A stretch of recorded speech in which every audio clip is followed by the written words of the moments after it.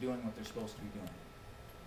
They go to work because they want to go to work, because they enjoy going to work, not because they have to go to work. They get up on Monday and say, great, another day at work. Not everybody always feels that way, but my vision is that everybody does feel that way.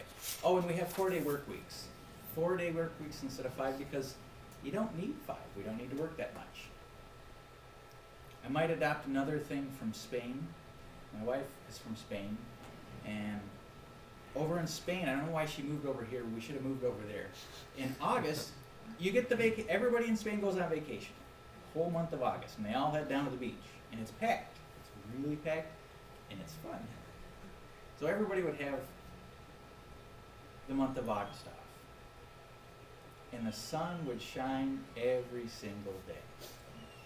That's what my vision is, and my mission, as somebody who deals with money all the time, my mission is to change the way the world thinks about money so that they can live that life, so that they can do what they want to do and be who they want to be, so that money is not an issue.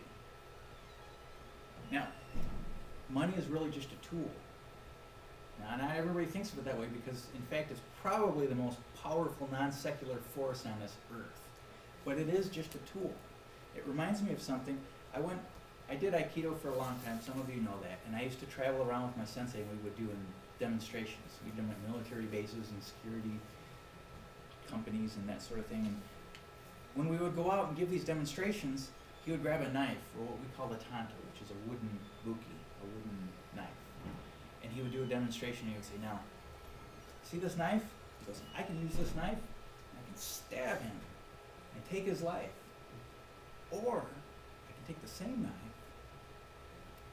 and I can butter some bread and I can feed him and say, here, I can give him life. So the knife itself is not giving or taking. The knife is just a tool. And it's how you use that knife that can give or take life. Now I feel that money is the same exact thing. It's how you use your money and how you use your resources and your talents that can either give you life, a good life, or it can give you a bad life. So it's important to think of money that way. And that's why I'm here today. And one of the things I want to do is I want to clarify what's important to each and every one of us. And I'm going to give you some questions that I call the Kinder questions.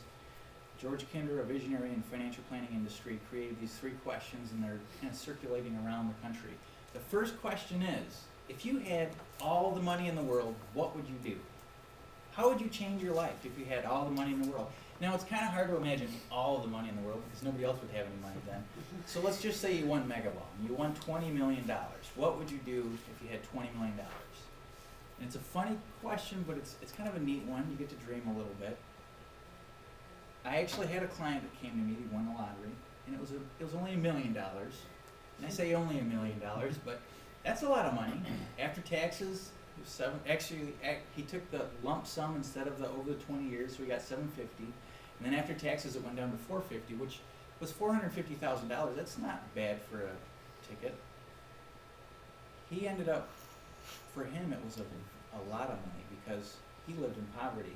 He lived in a $17,000 house in the slums of Flint, and he lived on welfare. And so to have that kind of money, it was amazing to see how it changed his life. So what would you do different if you had all the money in the world and you won Megaball? I don't even know if that's what it's called.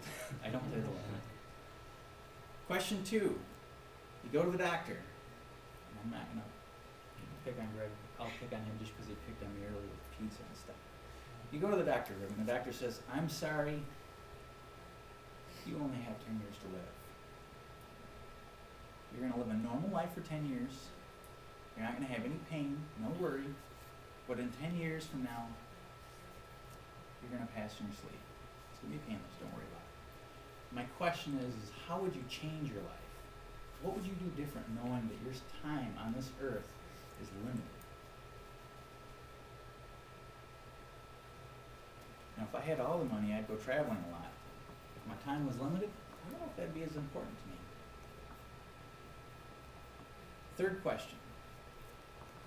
Same doctor comes up to me this time and he says, Rich, I'm I'm sorry to tell you that you have a rare disease. Within the next 24 hours, you're going to pass. You're going to go to sleep tonight, and you're not going to wake up. It's going to be painless, but you're not going to wake up. My third question is what would you regret not having done in this life if you were to pass within 24 hours? You see, we go from money's unlimited, we have all the money in the world, to now time is very limited. And time and money, those are the two big keys, resources that we have. And I have good news for everyone here. We're not going to die within 24 hours.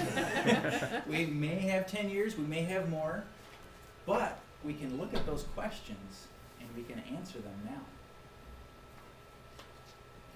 We're going into the holiday season. It's a great time to sit down with your loved one, your spouse, and ask them what's really important to you. What do you want to do with what are we doing what we're supposed to be doing with our life? Sit down and have the question with them, have the conversation when the kids are asleep. And then ask that question and say, maybe we should be changing what we're doing. Maybe we should be enjoying things a little bit different. So I challenge everybody to look at their lives right now. As they're making resolutions for next year, going into the holidays and whatnot, look at your lives. See how you're living your life. And if they don't match up with what you say, you might want to change it. Quick story to end. I got a client a couple weeks ago. I'm going to go see him tomorrow and sign papers. He's got $1.86 million. And he has no hobbies. It's him and his wife. They're empty nesters. And I asked him, I'm like, what do you want to do? Well, I want to retire in 3.5 years. What are you going to do when you retire? I don't know. He doesn't know what he wants to do. So maybe by answering some of these questions, he'll figure out what's important to him. And he can figure out what he wants to do. Now, we don't all have to be 3 years away from retirement. Some of us are a little younger than that, and we can start making those choices now. So, as we go into the holidays, I encourage us all to do that. Back to Mr.